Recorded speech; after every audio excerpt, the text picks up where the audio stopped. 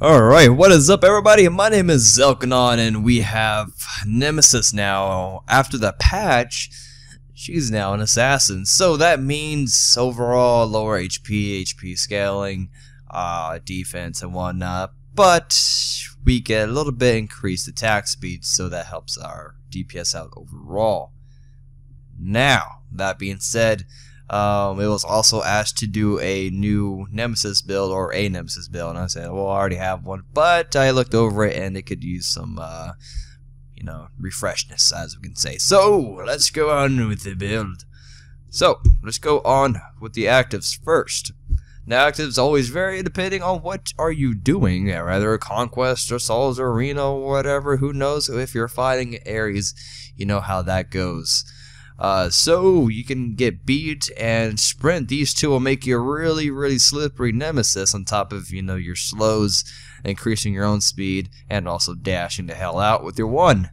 So it also varies if you're, you're jungling for whatever reason, Hand of Gods. If you're fighting against Ares or Hades, or, a lot of CC, get beads, you know what to do. So, boots. We're going to go with boots, the Ninja Tabby boots rather, first, because we want a lot of cooldown reduction since over the past, however long Nemesis has been out, she's been nerfed numerous amount of times, and that also includes her cooldowns been increased by quite a bit, so we need to lower that back down. Also, we kind of rely on her one to escape and or dash in quite a bit, so we're going to have cooldown reduction boots and Jotun's Wrath. These two are wonderful for all assassins, or most assassins anyway. And this also grants you, the penetration you would have had on your warrior tabby boots if you were to get that, so or close to it. So we're going to go moving on to Shin Size. Shin Size is an amazing damage dealing item. You want to have this on all your builds for all your damage dealing gods or builds or purposes or whatever you want to call it. Mainly so the passive. Now moving on, we're going to get Executioner now. Executioner has been buffed. If you're not familiar, it used to be physical protection on passive by 7% and 5 points. Now it's 8% and 6 points, and that's quite a bit more considering it stacks up to 3. Now, since Rage no longer gives attack speed, we want attack speed somewhere else on our builds. So Executioner gives us just that. Now, we have no lifesteal on this build. We don't have to rely on lifesteal that much since we do have our 3 to recoup our HP, and we have plenty of getaways. So if you do want attack speed and lifesteal, I recommend getting Aussie. But we get a lot of penetration with this attack speed and power. And now moving on to Rage, it has been buffed. Now it's 30 physical power than 20, but no more attack speed, like I said before. And Deathbringer. No exclamation for Deathbringer.